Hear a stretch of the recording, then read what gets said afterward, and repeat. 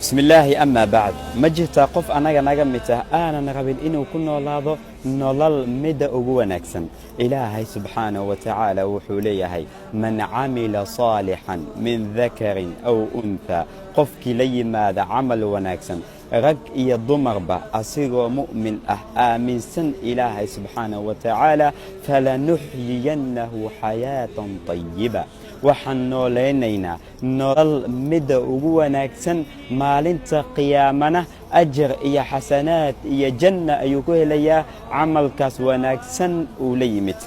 marka aan ku dadaalno amalka wanaagsan in aan badsano si nolosh adduunka aan ugu noolaana nolol mid ugu wanaagsan aakhirana aan ugu helno janna ilaahay waxaan weydiisanayaa azza wa jal aniga iyo idinka iyo itafaqis in uu ku nooleeyo ilaahay subhanahu wa ta'ala nolol midka ugu wanaagsan allah idin xifdiyo waan idin jeclahay wassalaamu alaykum wa rahmatullahi wa barakatuh